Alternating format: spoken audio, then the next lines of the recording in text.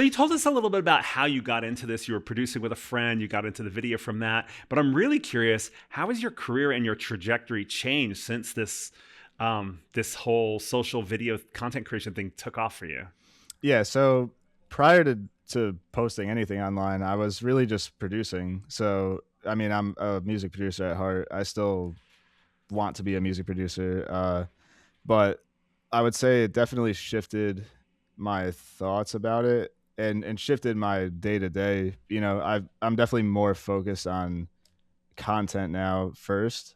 However, it's nice because each video I post is a beat that I've made, so it still is heavily involving my production. Yeah. Um, Funny enough, when I started this, my idea around it was going to be to just promote my beats. Like I thought it would be a great way to just sell beats on BeatStars or whatever. And I was like, yeah, I'll have someone rap over it, and then people will want to buy the beat, and I'll just do it this way. And it totally took a left turn into becoming a huge platform that has honestly helped a lot of artists grow and have success on their own, which I was hoping for, but I wasn't. That wasn't really the goal of this. You know what I mean? I didn't know exactly where it was going to lead, um, but I still work on production on the side. I don't strictly do social media, so I'm still producing, running sessions, um, sending beat packs out to artists that I like. So and it's helped me gain a lot of connections to further that side of my career as well. Yeah. Yeah, it's really interesting. I think you represent this kind of growing field of creators that think about the social media content component alongside of sometimes maybe even before the music creation. But it sounds like you've got a good like parallel balance now because the whole it originated with you producing beats, and then you're like, let's create an audience basically around my beats in doing this thing. Um, but I mean, is that accurate to say that you think about the social media component alongside of or even before the music creation piece?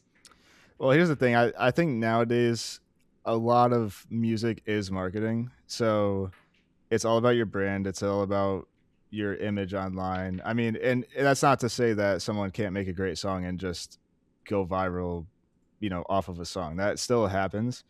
I think you're going to benefit from having a social presence just because it helps you connect with people and you're putting your stuff out there. So, the new resume is your Instagram account. And I mean, this has been going on since way before I started posting as well. And I know this, my not to keep bringing up Giant Two Phones here, but we had a pretty big song when we were in college together. And that was my first experience with like virality in something I was involved in. And even since then, it's changed, but it has always benefited us to post our music online and come up with ideas to help promote the music because otherwise it's just on Spotify. And unless you have a ton of friends that are going to stream your music and help you, promote it within social circles, the next best thing is social media.